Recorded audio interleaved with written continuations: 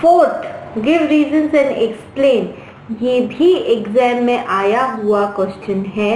Give reasons and explain number 4. So let's start.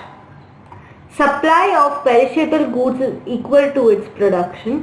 या फिर पूछ ले there is no difference between stock and supply of perishable goods.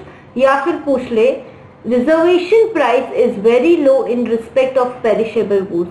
ये question तभी कर पाओगे जब पता होगा पेरिशेबल गुड्स होते क्या हैं.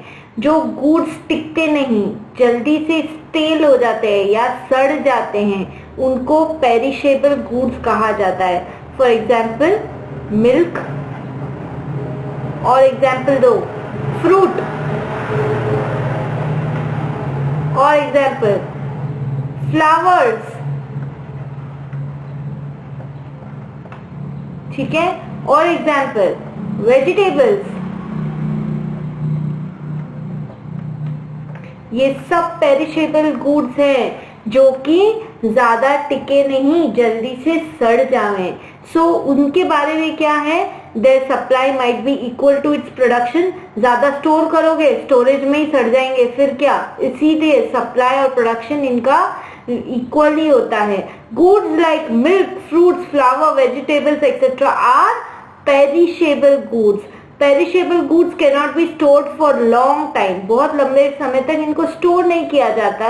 दे become stale. Their cost of storage is also high. इनको स्टोर करने की कॉस्ट भी ज्यादा है, प्लस बहुत लंबे समय तक स्टोर भी नहीं किया जा सकता. दे can not be stored for long time and their cost of storage is also high.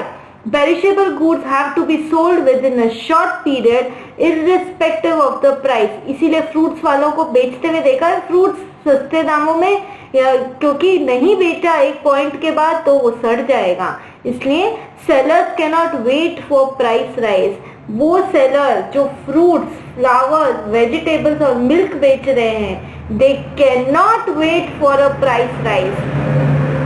So supply coincides with stock. या फिर ये बोल सकते हैं कि उनकी सप्लाई करीब करीब स्टॉक जितनी ही होती है. ज्यादा बड़ा स्टॉक आप रख नहीं सकते. क्यों नहीं रख सकते, क्योंकि पेरिशेबल गुड्स से ज्यादा स्टॉक किया तो एक तो सड़ जाएगा, सेकंड उनको स्टोरेज करने की कॉस्ट भी ज्यादा होती है. नोट, इफ क्वेश्चन आस्क्ड, यदि क्वेश्चन क्या पूछ लिया, is agriculture produce are exceptions to law of supply. Agriculture produce जो जमीन से निकले हुए वो है ना, एक्सेप्शन है टू लॉ ऑफ सप्लाई. तो हाँ वो है. क्यों, agriculture products are perishable and can not be stored for long. Law of supply तो क्या बोलता है, प्राइस बढ़ेगी तब हम सप्लाई बढ़ाएंगे, प्राइस घटेगी तब हम सप्लाई घटाएंगे. तो एग्रीकल्चर प्रोड्यूस में हम क्या सप्लाई प्राइस राइज और उसके गिरने का हम वेट करेंगे, प्राइस राइज का वेट करेंगे कि जब प्राइस बढ़ेगी तभी मैं मेरी वेजिटेबल्स बेचूंगा. नहीं, ऐसा नहीं होगा, क्योंकि आप रुके तो आपके वेजिटेबल्स तो पेरिशेबल गुड्स हैं, वो सड़ जाएंगे. So agriculture produce are perishable and can not be stored for long. Sellers can not wait for price rise and have to sell at a low price also.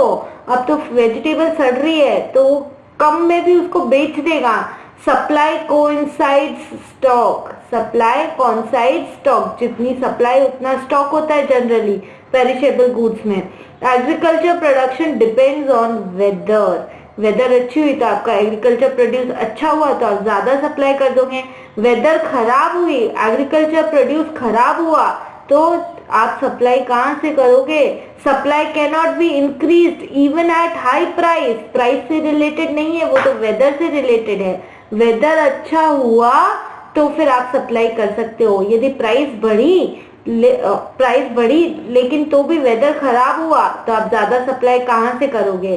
If there is flood और drought, यानी खराब करने weather conditions है, price बढ़ भी गई तो आप सप्लाई ज्यादा कहां से करोगे यदि आपके पास इतना प्रोडक्शन ही नहीं हुआ तो. इसलिए agriculture products are exceptions to law of supply. Perishable goods क्या होते हैं? जो सड़ते हैं। For example milk, fruits, flowers and vegetables, they cannot be stored for a long time, they become stale and उनकी कॉस्ट ऑफ स्टोरेज भी high होती है, इसलिए sellers cannot wait for a price rise, therefore supply coincides with stock. ये था exam का 4th question.